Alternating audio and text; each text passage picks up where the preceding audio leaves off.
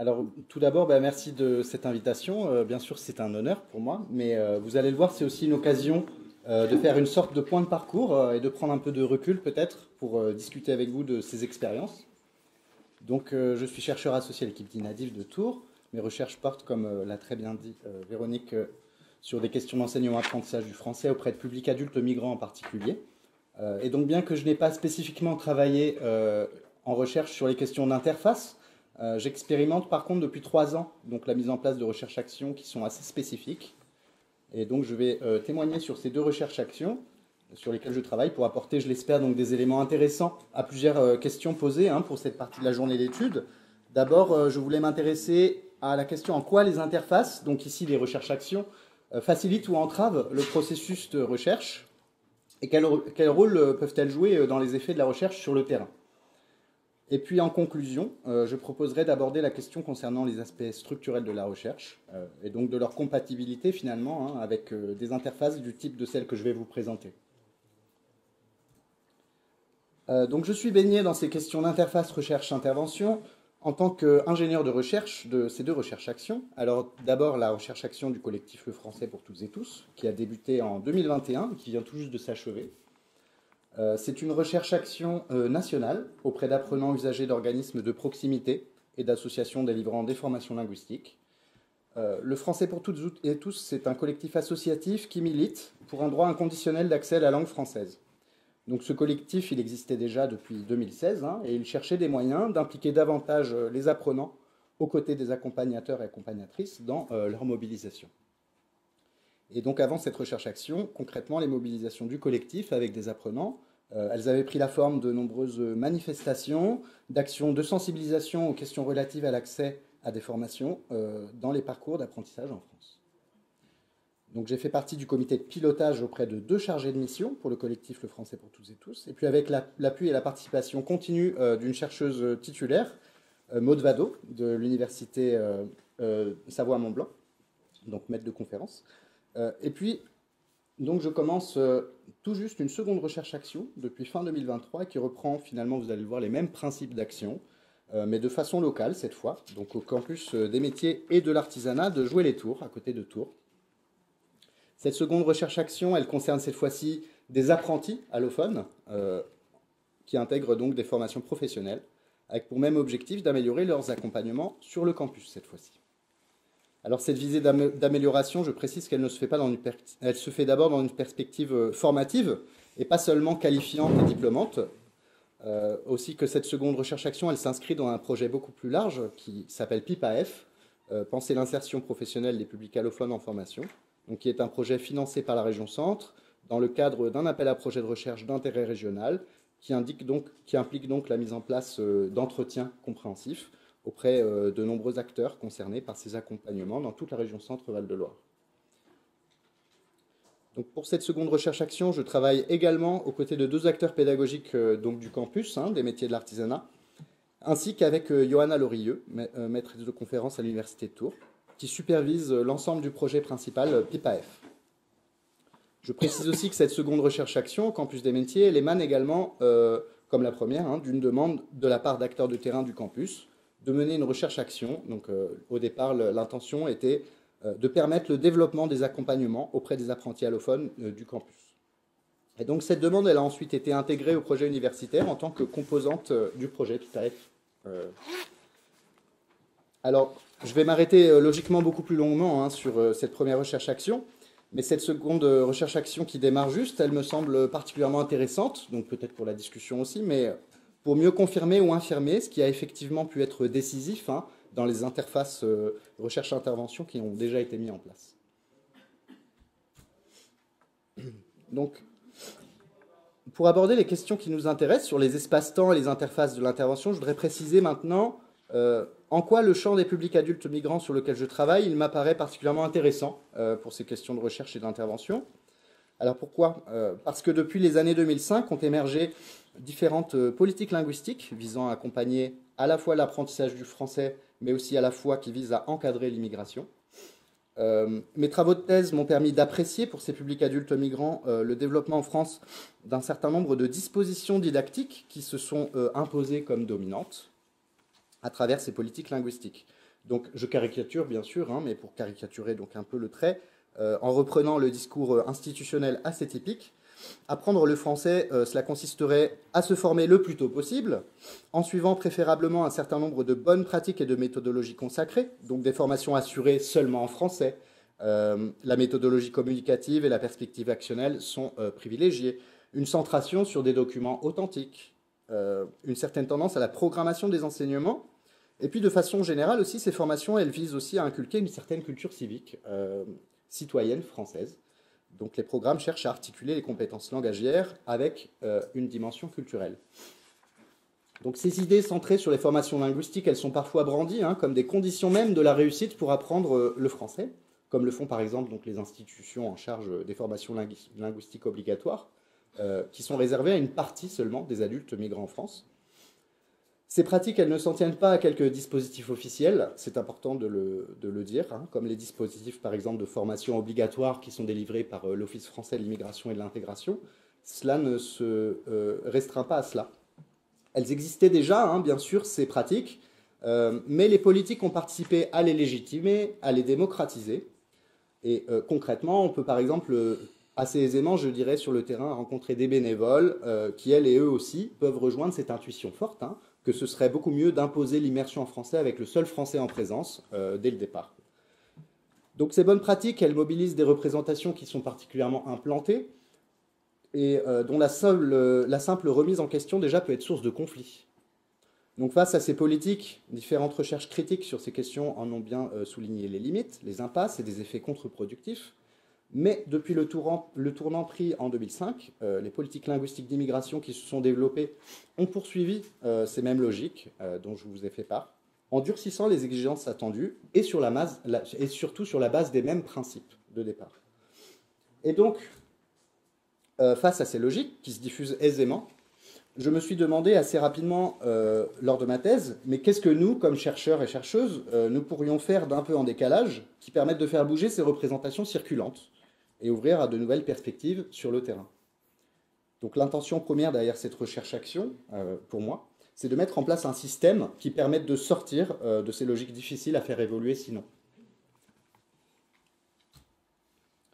Alors d'où je parle, je voudrais restituer un petit peu ma démarche en vous parlant de la place des entretiens auprès d'apprenants et leur lien à ces recherches-actions. Donc finalement, depuis le début de mes recherches, je fais un petit peu toujours la même chose, je dirais, c'est-à-dire que je vais à la rencontre d'apprenantes et d'apprenants de différentes formations pour mener des entretiens compréhensifs. Et puis je tente de tirer parti de ce que m'apprennent les personnes apprenantes que je rencontre. Donc mon fil conducteur, bien sûr, ce sont ces entretiens. Donc au début de ma thèse, j'ai mené des entretiens auprès d'apprenants adultes qui suivent donc ces formations linguistiques obligatoires, avec l'objectif d'aller voir au-delà de ce que je pouvais observer en classe, parfois moi-même en tant que formateur, et puis de mieux comprendre comment ces formations étaient vécues au sein d'une association. Donc là, bien sûr, je réfère aux entretiens compréhensifs, inspirés des travaux de Jean-Claude Kaufmann. Et puis, comme il s'agissait aussi souvent d'entretiens auprès d'apprenants que j'avais moi-même en tant que formateur, je me suis rapidement rendu compte que je pouvais tout à fait tirer parti aussi de ces entretiens pour l'intervention en formation, en tant que formateur qui s'efforce d'être réflexif, pour avoir des retours sur les problèmes qui se posent en formation, pour comprendre certains freins et certaines facilités aussi, ce qui peut alors mener à des adaptations de ma part. Et puis quand même, pour pousser, je pense que c'est important de préciser que je me suis rendu compte que ces rencontres, elles transformaient en fait mon point de vue parfois de façon assez radicale, en comprenant complètement autrement certaines personnes que j'avais en formation en face de moi. C'est ce qui peut permettre par exemple de ne pas comprendre pourquoi tel monsieur se refuse complètement à s'essayer de parler et d'écrire lors de la classe, et ensuite de pouvoir se dire, eh bien, très bien, maintenant, je comprends un peu mieux pourquoi ce monsieur adopte telle attitude, et comprendre par exemple que non, ce n'est pas un rejet de l'apprentissage, ce sont d'autres raisons. Voilà. Cette simple information peut déjà complètement changer l'approche que l'on a, je pense. Donc à la fin de ma thèse, j'imaginais donc les esquisses de recherche-action regroupant des apprenants et des accompagnateurs travaillant ensemble, avec là bien en tête l'idée d'expérimenter des façons de faire contre-dispositifs pour reprendre les propositions de Giorgio Agamben. Donc contre-dispositif à ces logiques dominantes. Donc un contre-dispositif, c'est-à-dire un dispositif tout de même, mais un dispositif qui vise dans ses fondements à profaner le dispositif initial pour rendre aux apprenants et aux accompagnants concernés, ce qui a été sacralisé à travers les dispositifs de départ, et donc à savoir ici comment on devrait apprendre, comment on devrait s'intégrer. Donc ici, en l'occurrence, il s'agissait de trouver des dispositions qui permettent à des apprenants d'avoir une prise sur ces logiques et de leur permettre de s'impliquer dans leurs accompagnements aux côtés de leurs accompagnants. Et donc, suite à ma thèse, j'ai eu la chance de voir germer, courant 2021, cette première recherche-action, tout à fait en accord avec cette idée de faire participer davantage les apprenants dans leurs accompagnements. Donc cette recherche-action impulsée par le collectif Le Français pour toutes et tous. Et donc pour poursuivre sur ce développement d'entretien, dans la première recherche-action, en plus des différents intérêts que j'ai déjà soulignés, les entretiens, ils ont aussi visé à ne plus s'en tenir à souligner ce qui facilite ou bien ce qui freine, mais aussi directement de proposer, de réfléchir dès l'entretien à des réponses nouvelles qui pourraient y être apportées en vue d'améliorer les offres d'accompagnement de l'association. Donc l'objectif des entretiens, il est alors aussi de proposer une poursuite de l'implication, de ne pas s'en tenir qu'à cet entretien, pour imaginer des réponses inédites. Les différents projets qui sont nés des entretiens ont pris différentes formes. Il y a eu des projets locaux originaux, sous la forme parfois de nouveaux ateliers, des dispositions en appui des formations, parfois d'autres qui sont beaucoup plus déconnectés. Et puis il y a aussi des projets interassociatifs et des projets nationaux. Donc j'en viens à la présentation de ces deux différentes recherches-actions et de leur fonctionnement général. Le fonctionnement local de la première recherche-action est le suivant, en tout cas en théorie, vous allez voir que ça c'est vraiment en théorie, en pratique ça s'est passé vraiment différemment. Nous partons de présentations texte, d'audio ou bien de vidéos de la recherche-action que nous avons réalisées dans différentes langues, et donc en voici un exemple écrit, qui sont proposés à des groupes d'apprenants d'une association participante. Donc l'objectif de ces présentations est de rendre le plus explicite possible nos objectifs de cette recherche-action, et de donner donc envie de participer à des entretiens, en individuel ou en groupe. À cette occasion aussi, nous demandons aux participants s'ils souhaitent la venue d'interprètes lors de l'entretien. Nous réalisons ensuite donc ces entretiens, pendant lesquels les participants sont amenés à parler d'eux, de leurs apprentissages du français, mais aussi de proposer des pistes de solutions-réponses à certains problèmes qui ont été soulignés. Les entretiens sont ensuite partagés progressivement avec les acteurs de l'association afin de réfléchir et de développer de nouveaux projets locaux en réponse aux problématiques et aux idées qui ont été soulignées. Donc ça, c'est, comme je le disais, c'est en théorie. Au niveau local de chaque association, cela ne s'est pas passé exactement comme ça, et c'est peut-être justement ça qui est intéressant finalement, vous allez voir. Donc en pratique, voici un exemple rapide de ce qui a pu se passer au centre d'entraide du Cèdre, à Paris, dans le 19e arrondissement. C'est un exemple qui reprend cette question épineuse de la place d'autres langues pour l'apprentissage du français. Donc nous y avons mené 2 entretiens en petits groupes, donc auprès de 2 groupes d'une dizaine à chaque fois d'apprenants originaires du Bangladesh, donc une origine qui est surreprésentée dans ce centre. Parmi les différentes problématiques relevées, une en particulier est revenue à plusieurs reprises dans le second entretien réalisé, et ce problème a été désigné unanimement par les participants comme important. C'est la grande difficulté à communiquer avec ses formateurs pour de grands débutants, originaires du Bangladesh. Les entretiens ils nous ont permis de prendre toute la mesure du phénomène de déperdition d'apprenants débutants, qui parfois ne peuvent pendant longtemps pas suivre les premières formations, ni même répondre ou bien parler avec leurs formateurs ou formatrices, ce qui participe fortement à leur décrochage, comme vous pouvez l'apprécier ici. Donc cet apprenant participant, il a progressivement imaginé puis proposé directement en entretien un projet qui permettrait de répondre à ce problème. L'idée de faire venir régulièrement, en début de certains cours tout au moins, des interprètes français bangla, de façon à pouvoir faciliter une véritable discussion avec ses formateurs et trices, que ce soit pour discuter de ce qui est difficile, pour poser des questions, demander une explication, ou même faire des retours sur la formation. Et donc voilà le projet d'interprétariat pédagogique qui a émergé de ces attentes exprimées en entretien, mais il n'a pas émergé tout de suite, il a fallu 1 an pour cela. Donc j'ai pris cet exemple parce qu'il me semble particulièrement intéressant. Ce projet proposé par cet apprenant, il a fait l'objet de nombreuses résistances, et depuis le départ. Si ce projet il a été progressivement accepté par la grande majorité des formateurs concernés, donc c'est suite au retour d'une première formatrice qui a d'abord accepté de se prêter au jeu, qui a ensuite témoigné de ce que cela pouvait apporter. S'en sont suivis 1 année de rencontres et de discussions organisées avec ces apprenants impliqués. Et donc c'est la mise en relation avec l'autre, directe ou indirecte, par le biais des entretiens d'abord, mais ensuite aussi par le biais des interprètes d'ailleurs, qui, il me semble, permet d'apporter ces changements. Donc ici, dans cet exemple, à partir de ces entretiens, aucun suivi n'a finalement été fait de ma part. La mise en discussion du projet proposé par Abdour au sein de l'association et jusqu'à l'adoption majoritaire de ce projet se sont faits de façon complètement autonome et sans intervention de chercheurs, en tout cas pas d'intervention en présentiel, ni... voilà, je n'étais pas là-bas. Et j'ai très peu échangé, disons, jusqu'à l'arrivée de ces projets. Donc voilà pour cet exemple tiré de la recherche-action du français pour tous. Pour en revenir à cette seconde recherche-action, là aussi des entretiens auprès d'apprenants apprentis et auprès de formateurs et de formatrices également sont mis en place. Donc quand même je précise que les entretiens auprès de formateurs et formatrices, je n'en parle pas beaucoup, mais l'idée est de croiser les regards et les observables que l'on a avec ces différents entretiens. Donc les espaces de discussion sur le campus, pour cette seconde recherche-action, ils ont pris la forme de labos du campus, on a appelé ça comme ça, qui sont pour le moment distincts. Pour le moment, on a mis en place une rencontre régulière du côté d'une classe d'apprenants allophones et un second labo régulier auprès d'enseignants, accompagnateurs et formateurs divers du campus.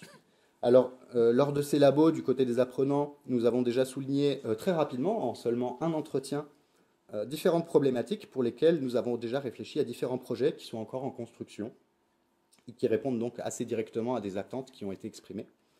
La difficulté pour moi dans cette nouvelle expérience, c'est d'être face au dilemme de soit me laisser aller à de nouvelles modalités et de les expérimenter avec les risques encourus, ou bien de tenter de reprendre autant que possible les éléments qui ont permis à la première recherche-action de faire véritablement interface, finalement. Donc voilà, sans en dire plus, je pense que vous pouvez déjà vous faire un aperçu assez clair de cette démarche en évolution. Avant d'aborder plus frontalement les questions posées, je vous propose encore quelques précisions importantes pour apprécier ce contexte de la première recherche-action qui, vous allez le voir, était quand même assez favorable. Donc du côté des structures, au final, il y avait les structures qui étaient déjà là, et puis des structures qui se sont ajoutées petit à petit, qui nous ont rejoints pendant la recherche-action. Mais il faut bien admettre que les actions qui sont allées jusqu'à la réalisation de projets locaux, comme celui dont je viens de vous parler, elles ont toutes eu lieu dans des structures qui étaient déjà entièrement partie prenante de la recherche-action, et depuis le début. Donc le fait que la plupart des associations avaient déjà ouvert leurs portes, les portes de leur structure à notre démarche, a certainement été décisif pour que la démarche porte ses fruits au niveau de l'action, et pas seulement au niveau de la recherche.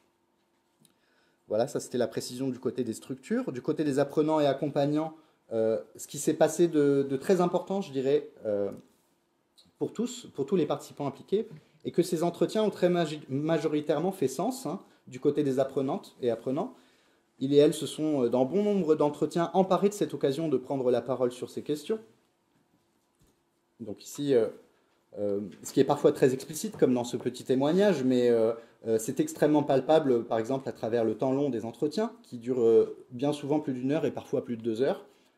C'est parfois très palpable aussi quand on voit la posture critique et engagée et très assumée de la part de personnes apprenantes qui n'ont fait appel à aucun interprète et pour des entretiens qui sont finalement particulièrement fastidieux.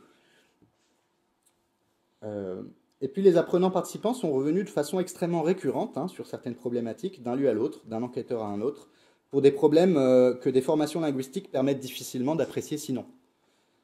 On a toutes et tous bien senti une insistance sur ces thématiques qui pour la plupart ne concernent pas directement les formations linguistiques, mais qui sont désignées comme décisives pour pouvoir progresser dans ces apprentissages. Alors parmi ces thématiques, l'attente de socialisation avec d'autres habitants francophones, l'attente de pouvoir s'essayer en français dans un autre cadre, moins formel, le besoin de se sentir participer à la société d'accueil, donc par exemple en travaillant. Alors finalement, certaines de ces thématiques que nous avons choisies pour rassembler les extraits, des extraits d'entretien et mieux les partager, ces thématiques que moi j'ai choisies, elles m'apparaissent maintenant rétrospectivement assez arbitraires finalement, tellement les extraits sont transversaux et se répondent les uns les autres. Et vous pouvez en partie le voir dans les extraits que nous avons mis en ligne sur le site lefrançaispourtous.fr, recherche action. Alors cette insistance, elle a très fortement participé à la réussite de cette recherche action en tant qu'elle a renforcé l'appel à leur considération.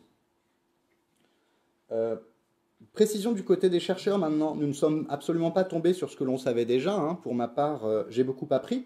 Avant cette recherche-action, j'avais surtout réalisé des entretiens auprès de personnes qui avaient en général des parcours très courts en France. Et donc, je n'ai absolument pas arrêté des interprétations, mes interprétations. Nos interprétations à Maud Vado et moi-même, elles se sont faites à la fois aux côtés des participants, mais aussi en grande partie en parallèle, en menant cela aussi parce que j'ai moi-même mené une bonne partie des entretiens qui seront réalisés, hein, et puis en travaillant avec Maud Vado. Nos analyses de recherche que l'on retrouve dans le rapport final, elles présentent nos premières interprétations avec laquelle les participants ne sont pas nécessairement complètement d'accord. Elles ont été globalement approuvées, mais ce n'est pas ça qui est important. Ce qui est important est que ces interprétations, elles aient pu faire sens, elles ont pu être autrement entendues et comprises une fois les actions terminées. Les participants se positionnent, ils sont maintenant avec nous hein, dans ces débats-là, en recherche. Ce qui importe, ce n'était peut-être pas de nous mettre d'accord, mais bien de nous comprendre et de nous comprendre autrement. On aurait d'ailleurs tout à fait pu retomber sur des interprétations contrastées. Cela n'en aurait pas été pour autant moins intéressant. Alors, quels ingrédients, quels éléments se sont révélés décisifs pour que ce soit pour faciliter le processus de recherche, mais aussi pour observer des effets palpables de la recherche sur le terrain? Alors d'abord, je voulais m'arrêter sur un premier point qui me semble important, qui est certainement les rôles non figés des participants. Dire que les rôles des participants ne sont pas forcément figés, cela peut impliquer plusieurs modalités. D'abord, cela peut vouloir dire que ce n'est plus le chercheur qui désigne ce qui est important, ce qui fait enjeu. Ce n'est plus lui qui analyse, ce sont les acteurs de terrain qui se retrouvent à en tirer leurs propres conclusions.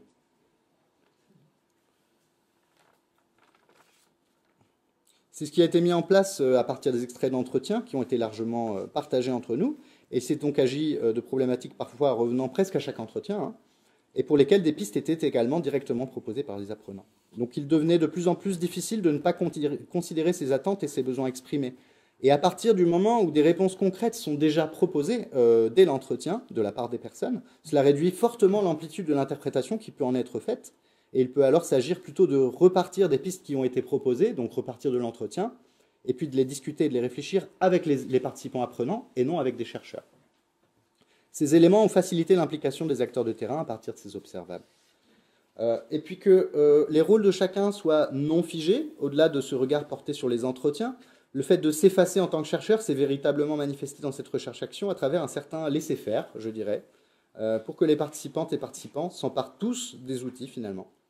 Donc a priori, il serait logique que chacun s'en tienne au rôle qui est le sien, hein, que les chercheurs mènent les entretiens, que les apprenants y participent et que les formateurs en tirent des enseignements, etc.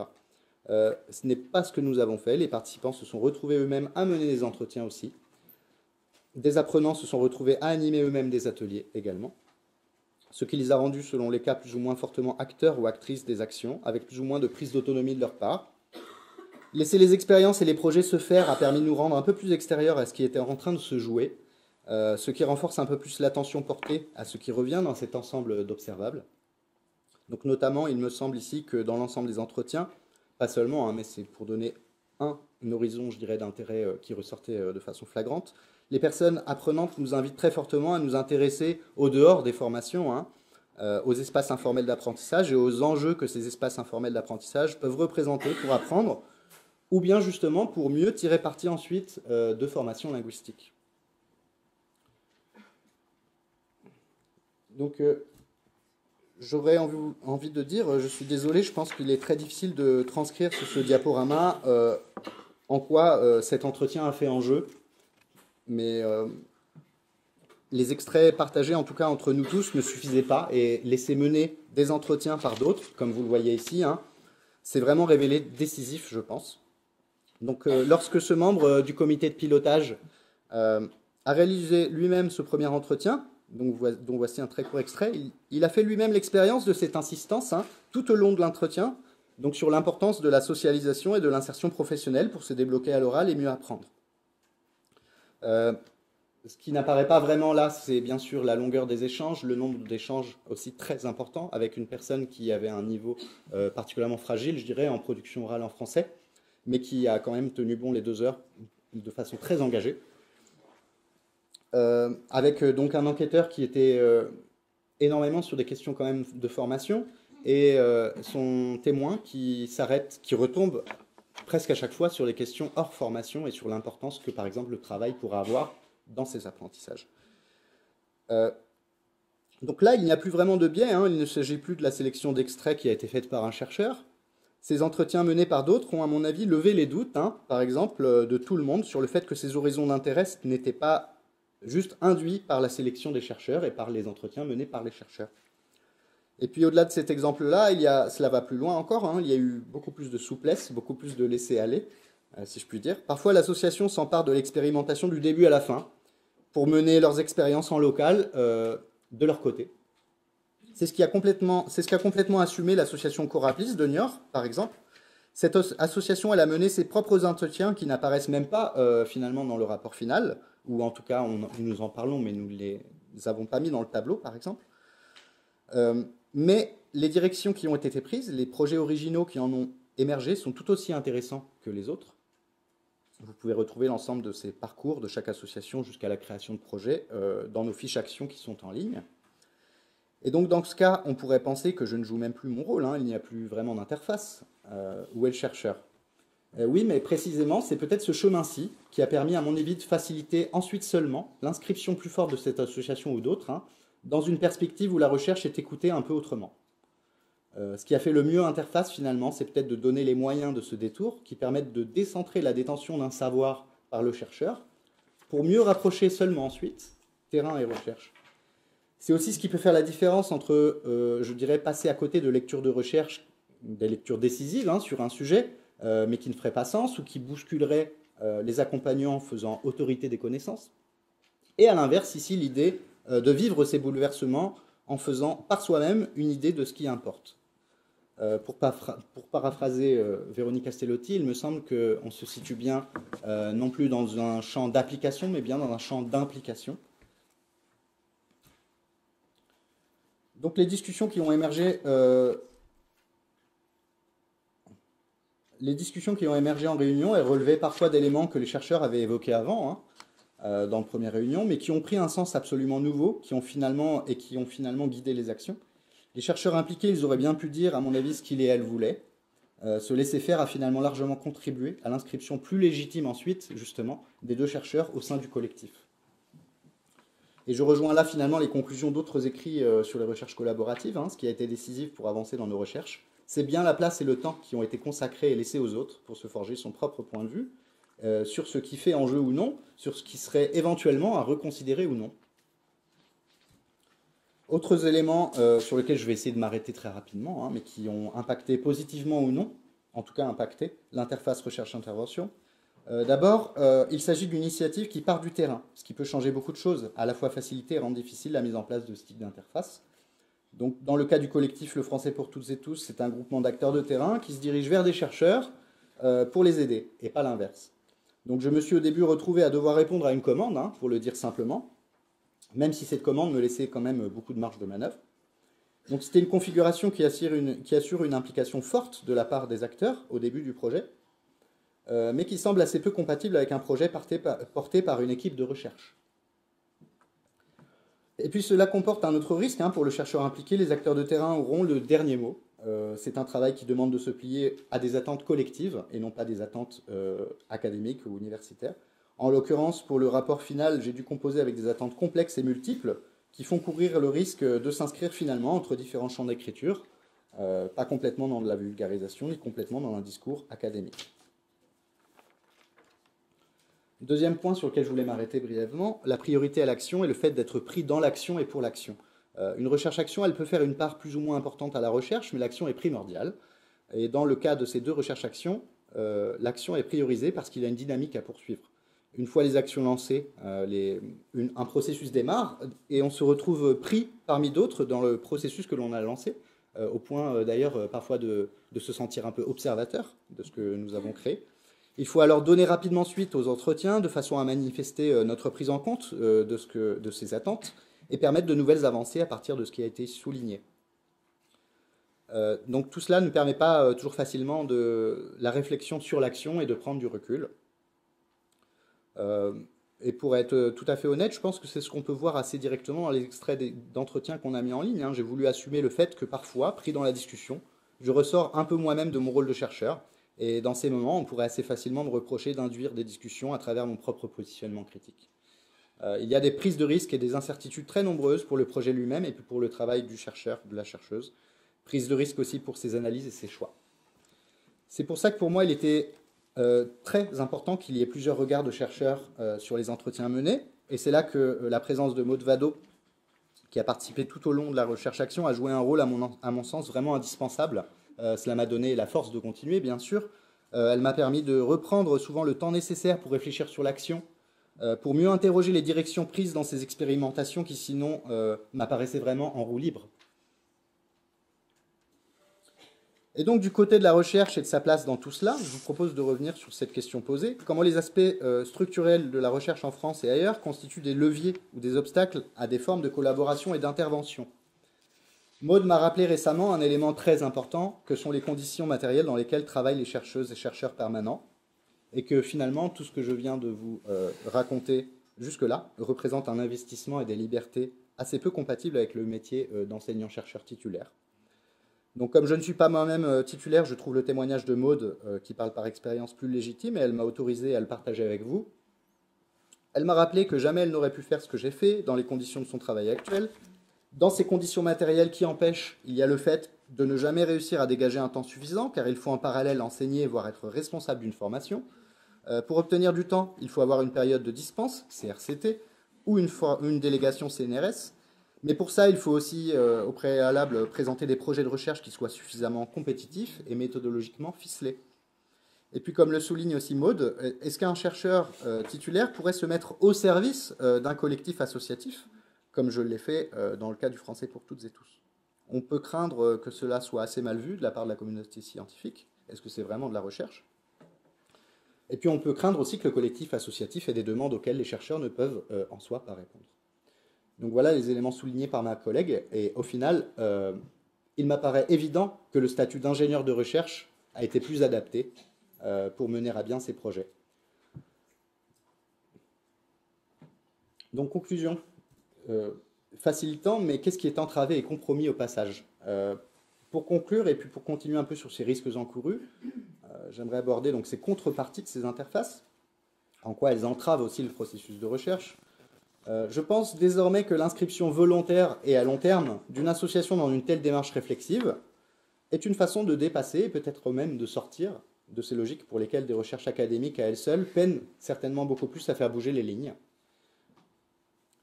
Mais j'ai le sentiment de m'être engagé dans une ligne de fuite, sans avoir eu le temps de relire beaucoup des ouvrages qui développent ce concept, bien sûr. J'entends par là donc un processus dans lequel on s'enfonce et qui permet de sortir de représentations institutionnalisées qui font autorité, les lignes fortes, un devenir assez incontrôlable et risqué, et possiblement un peu à la marge finalement. Ça me permet de penser qu'il s'agit là d'une voie où rien n'est tracé et dont les prises de liberté relèvent de la pure expérimentation. Donc une voie qui peut aisément être assimilée à une démarche subversive d'abord envers les institutions qu'elle interroge au passage, et puis qui peut aisément éloigner un peu des recherches académiques. Je pense que je me suis retrouvé engagé dans un processus dont je ne peux absolument pas dire où il va me mener. Et puis autre prise de risque que cela me permet de mieux identifier, en lien à la force des représentations que nous interrogeons, c'est la difficulté à s'assurer de la bonne poursuite de cette perspective qui est certainement à réactualiser constamment dans sa lutte contre les représentations, qui pourrait tout à fait sinon revenir au galop. Je vais rester allusif, mais récemment nous avions eu des propositions de diffusion de nos travaux, avec une idée qui a été proposée en en-tête d'un document, une idée qui était complètement opposée à nos principes et qui réintroduisait directement un caractère indispensable aux formations linguistiques. Vous voyez l'écart que l'on peut faire parfois en une seule initiative, un peu extérieure, de réappropriation, qui aurait pu suffire finalement à réintégrer des éléments que nous avions mis 3 années à désévidencer et à déconstruire ensemble. Donc pour faire face à des influences politiques fortes en didactique, peut-être que cette voie, elle demande à être constamment réactualisée, nourrie, pour qu'elle ne soit pas étouffée. Ce n'est donc pas un chemin facile à emprunter, je dirais. J'ai donc, pour conclure, j'ai le sentiment que les chercheurs et chercheuses ont bien là un rôle clé à tenir pour veiller à faire vivre de façon plus pérenne des interfaces avec le terrain qui permettent davantage de prise sur ce que des institutions peuvent considérer comme évident ou comme acquis. Mais est-ce qu'à travers leurs propres conditions, les chercheurs et chercheuses ont les moyens de se lancer et puis aussi de maintenir ce type d'interface? Pour terminer, afin d'assurer donc cette continuité qui m'importe beaucoup. Avec le collectif Le Français pour tous, nous avons imaginé une nouvelle interface recherche-intervention. Donc c'est donc un tour de France des associations, durant lequel des participants de la recherche-action vont réaliser des journées événements de formation-action auprès de nouvelles associations participantes, et avec des apprenants aussi. Ils vont donc découvrir les outils de subversion réflexive, je dirais, que nous avons à leur apporter. Et donc, suite à ces journées de formation-action, des suivis des premières expérimentations de terrain pourront être mises en place de façon à faciliter et à accompagner autant que nécessaire les associations volontaires. Merci.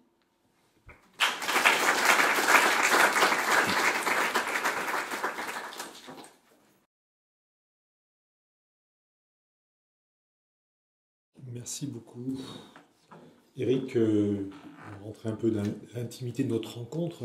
Merci, c'était un vrai plaisir de te rencontrer, de découvrir peut-être trop tardivement tes propos, et voilà, ça mature, et j'espère qu'il y aura des prolongements. Donc on se tutoie depuis pas très longtemps, mais voilà, on va continuer d'avoir ce niveau de complicité, et puis n'hésite pas à intervenir si tu as l'impression que je dis des bêtises par rapport à ton intervention. Donc c'est une forme de... C'est comme ça que j'ai compris, non pas la commande, mais en tout cas cette suggestion ou cette invitation, c'est à la fois de prendre un peu de distance par rapport à ça, et puis peut-être par rapport à mes propres champs, de pouvoir mettre en avant des éléments même de résonance avec cette problématique de l'intervention et de la recherche-intervention. Je voudrais en tout cas te proposer ces quelques éléments-là. Je ne suis pas sûr de suivre mes notes, et puis je suis vraiment naïf par rapport à la question même qui est l'objet de ton travail, donc tu me pardonneras si je fais quelques maladresses à ce niveau-là. Ce qui est assez impressionnant déjà dans les publications que tu as pu en tout cas produire, tu t'intéresses donc au plurilinguisme et à l'appropriation du français des adultes migrants, on l'a compris, mais assez rapidement tu mets en avant, au niveau de ta thèse, quelle pertinence à l'obligation de formation. Donc là on voit une forme déjà de récalcitrance qui apparaît ici. Alors j'imagine que ce n'est pas juste une allusion comme ceci perfide, mais qu'il y a tout un travail derrière, et que c'est bien vraiment les résultats de la recherche qui ont pu produire ce type de réinterrogation pour désévidencer, comme tu dis. J'ai trouvé ça assez sympa. Et puis la formation linguistique des adultes migrants, un effet magique, point d'interrogation sur l'intégration. Là aussi, il y a quand même une sorte de remise en cause quand même des effets produits. Et il me semble que tu es réellement dans une approche qui au départ se veut être compréhensive, d'après ce que j'ai compris, mais qui s'engage sur des positions critiques par rapport au résultat que tu peux produire. Et là-dessus, nous, dans l'analyse du travail, alors moi je suis en ergonomie tradition française, tu vois, depuis assez longtemps, on a ces problématiques et ces dilemmes entre s'agit-il de s'engager dans une approche compréhensive du travail pour ensuite accompagner et transformer le travail en lien avec les travailleurs, bien sûr, ou est-ce qu'au contraire, il faut perturber, transformer dans un premier temps pour comprendre le travail. Et on a vraiment ce dilemme, en tout cas, qui est assez, tout à fait important. Si je rentre un peu plus dans les détails, Jacques Theroux, qui est donc au niveau du cours d'action, que j'ai encore interviewé cet été, me disait, pour faire de la bonne recherche dans une approche CNRS, il nous faut, de manière académique, se donner les conditions les meilleures pour produire une recherche compréhensive de haut niveau, sans perturber et en limitant le plus possible les effets réflexifs de l'acteur en situation lorsqu'on fait un entretien d'autoconfrontation. Donc c'est un accès à l'expérience en essayant d'introduire le moins de bruit possible pour être de nouveau sur l'expérience vécue et les composantes dans le détail. On peut retrouver des éléments de Vermeersch derrière ça pour produire une science la plus exacte, quelque part. Et même lui, en provoquant, disait « ce que font les autres, c'est du syndicalisme ».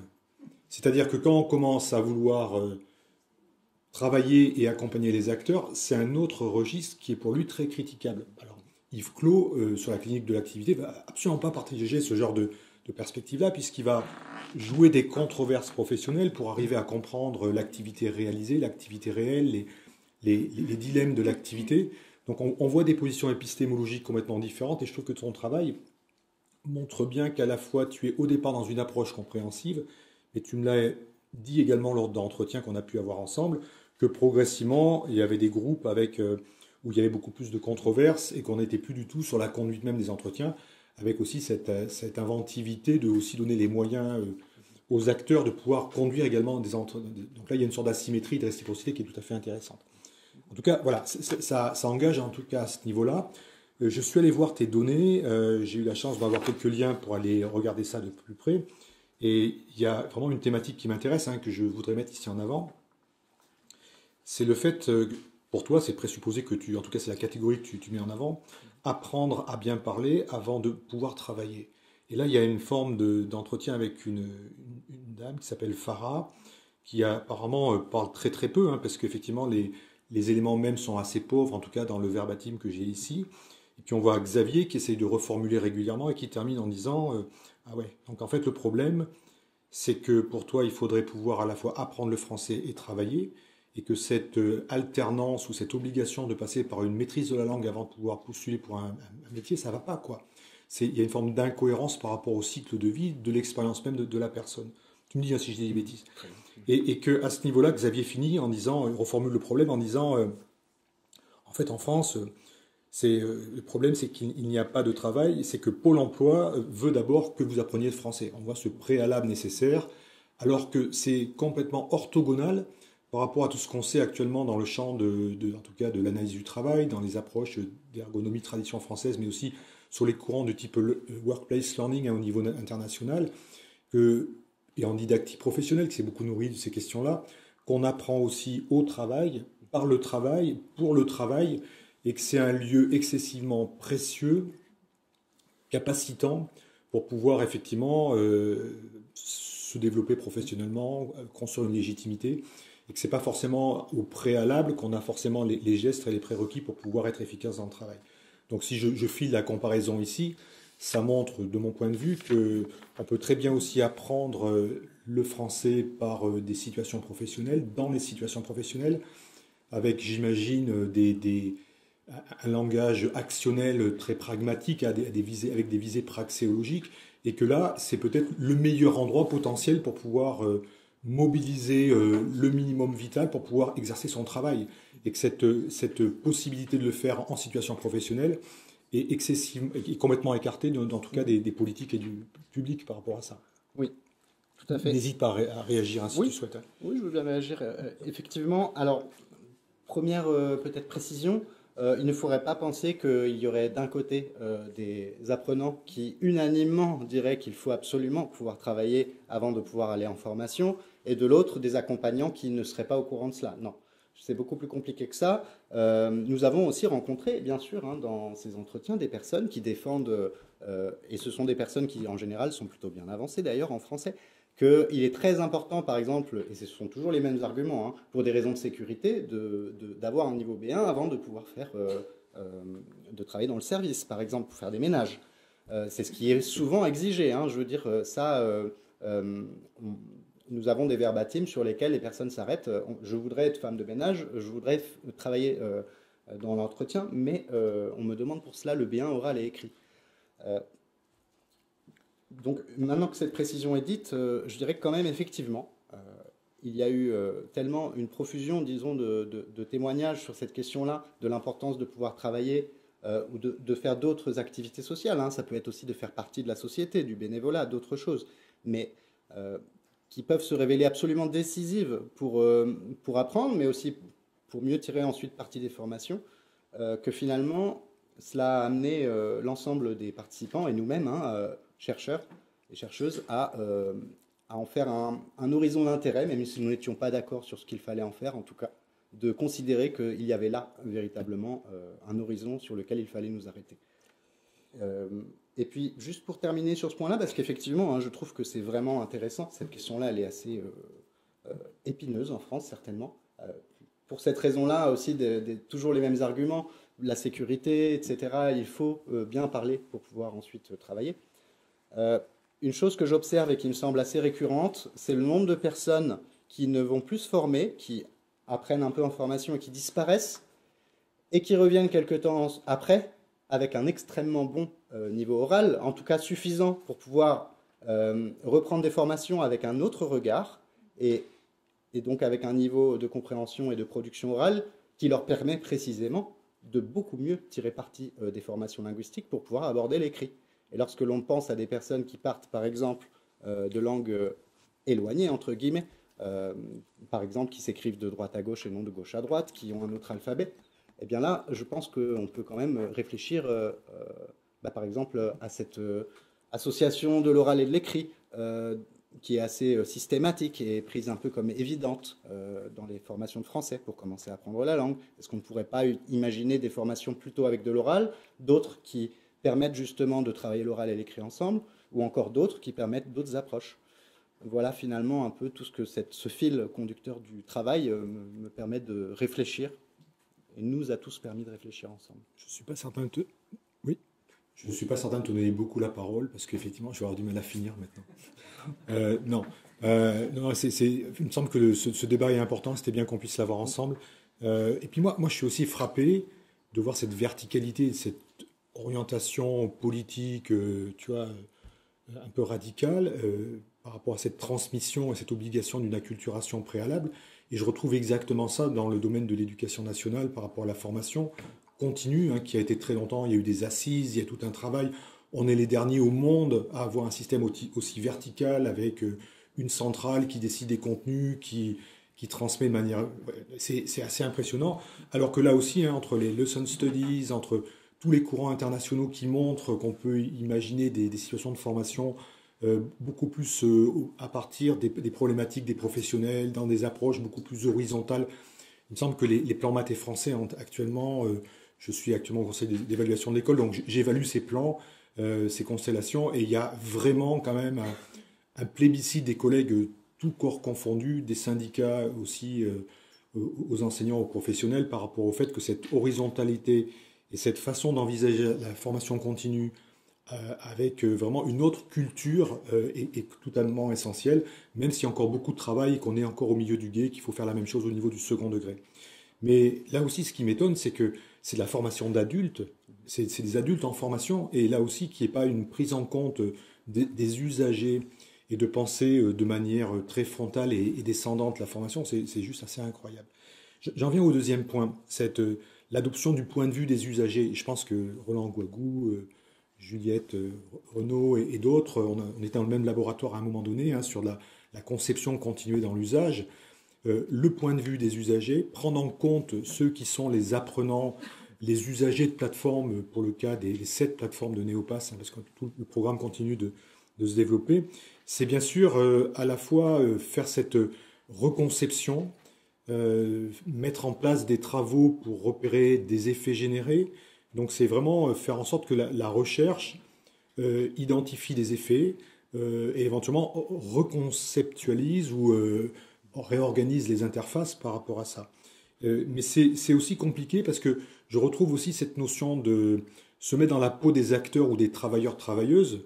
À un moment donné, c'est être dans une situation un peu aussi dilemmatique, excusez-moi, j'emploie plusieurs fois ce mot-là.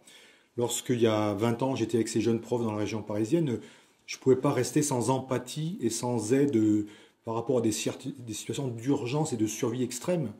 J'imagine que toi, tu as dû avoir ce genre de rencontres également qui te perturbent, qui te bouleversent. Et ce n'est pas parce qu'on essaye de faire de la recherche exigeante et précise qu'on n'a pas cette déontologie par rapport au fait d'aider des collègues en difficulté. Et qu'il faut aussi, peut-être dans un deuxième temps, dans un premier temps, voilà, penser ces boucles et cette articulation pour à la fois produire de la recherche, faire en sorte que cette recherche puisse aussi produire des matériaux de manière plus générique pour pouvoir aider les promotions ou les populations et non pas simplement l'individu en particulier, mais on ne peut pas tourner le dos à l'individu en particulier en souffrance par rapport à la situation. Donc ici, à un moment donné, on voit bien, et moi j'ai aussi travaillé dans d'autres entreprises de très haut niveau avec des process secret défense, mais quand on travaille au plus près des travailleurs et travailleuses, de ceux qui exécutent a priori, eh bien, on voit énormément d'expertise, on voit des choses qui se jouent, et on a du mal des fois, et on se retrouve du côté des opprimés, et on se retrouve des fois en difficulté avec directement la DRH, ou en tout cas le pilotage même des équipes, qui ne voient pas les choses pareilles.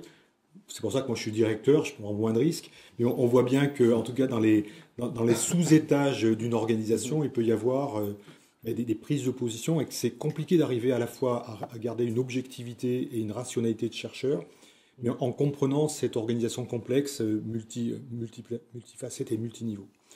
J'aimerais dire également, je ne vais pas être trop long non plus, sur le fait que tu es dans un établissement, ici l'Institut français de l'éducation, dans un institut qui a cette part d'illégitimité, hein, puisque c'est aussi un mot que tu as employé, je ne suis pas légitime.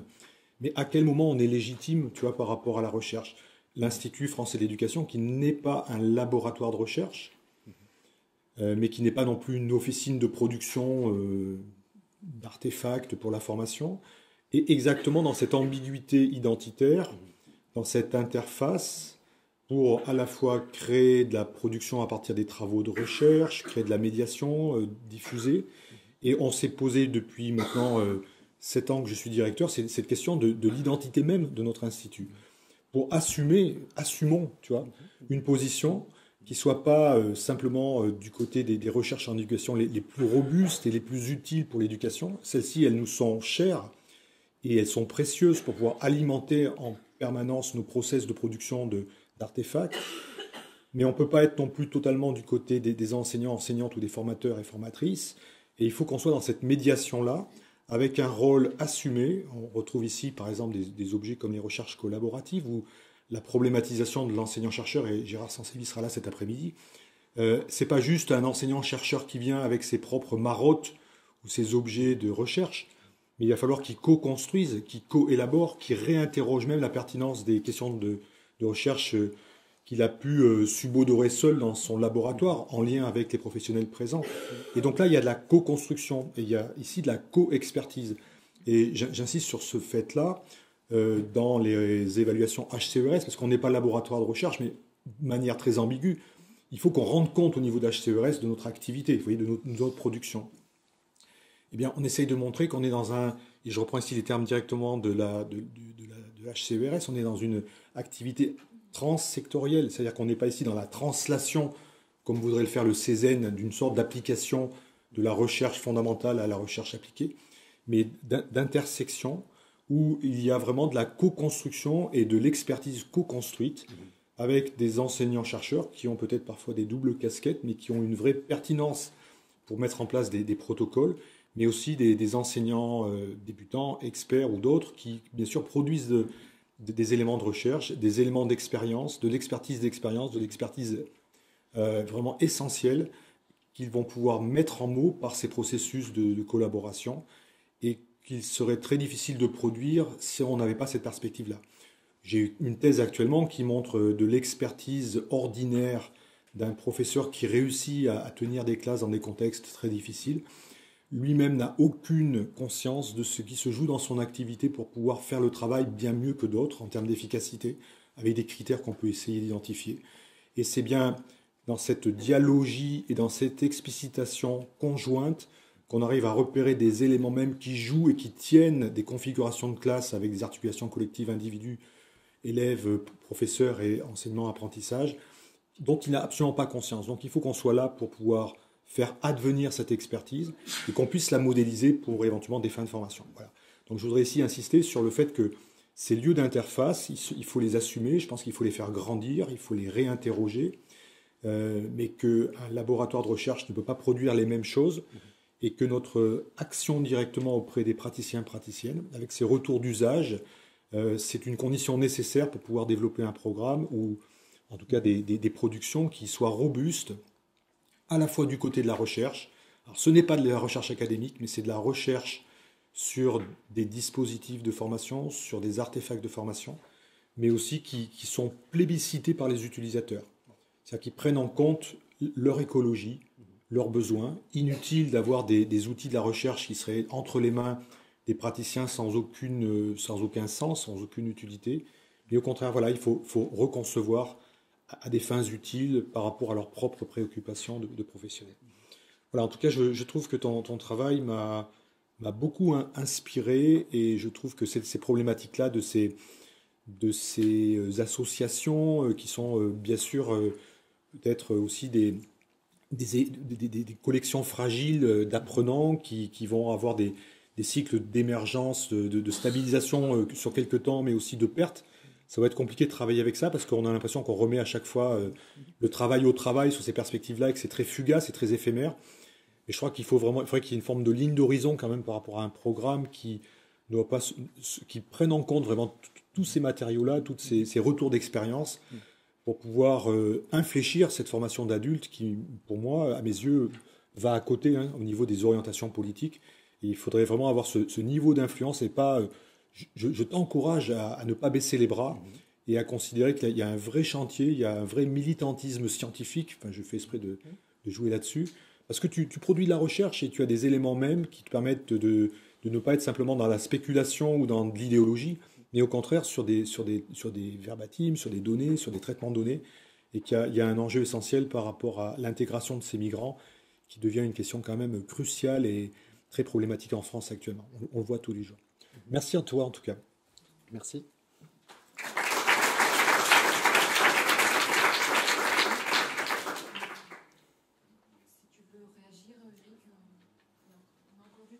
Oui, on a encore un petit peu de temps, d'accord, très bien. Oui.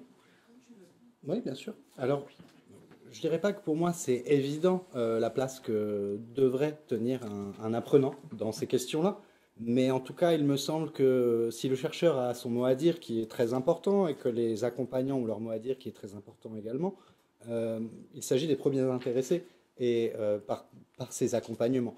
Et donc, il me semblerait quand même assez dangereux finalement de ne pas impliquer les premiers intéressés par ce que nous sommes en train de faire dans ces questions. Ça ne veut absolument pas dire qu'il faille prendre au pied de la lettre ou faire des paroles d'évangile de ce qui pourrait être dit en entretien, mais que, à mon avis, cet intérêt porté pour les premiers intéressés peut se révéler certainement assez décisif et apporter des directions de recherche peut-être nouvelles ou en tout cas qui sont, je dirais, particulièrement pertinentes ou productives pour les personnes, pour les premiers intéressés justement. Voilà. Et je pense que, bon, tu as dit beaucoup de choses, mais il me semble que cela revient quand même pas mal à cette question aussi de pourquoi nous faisons ce que nous faisons et aussi du caractère humain qu'il y a derrière les catégories que nous travaillons. Peut-être que de la même façon que moi-même, qu'un migrant n'est pas juste migrant et que le terme en lui-même peut d'ailleurs être particulièrement pris comme péjoratif. De la même façon qu'un migrant n'est pas juste un migrant, mais aussi l'habitant d'une ville, une personne qui a un passé, une histoire, etc. De la même façon, je ne suis pas juste un chercheur ou juste un praticien. Je pense que je peux dire la même chose pour moi, c'est-à-dire que je fais partie de la cité et que ce qui me meut dans mon travail et dans ma persévérance, ce sont des rencontres qui ne s'en tiennent pas seulement à ces entretiens, c'est-à-dire qu'en tant qu'habitant, j'ai aussi des amis qui sont eux-mêmes migrants ou chercheurs, et que cela aussi, ça fait interface, je dirais. Même si c'est de façon beaucoup plus informelle, cela va inévitablement impacter certainement le travail qui est beaucoup plus officiel ou beaucoup plus dans le cadré scientifiquement. Mais ignorer cela, à mon avis, ce serait passer à côté de quelque chose qui est la deuxième partie de sciences humaines, quoi, le côté humain. Voilà. Voilà pour ma réaction. Je ne sais pas si...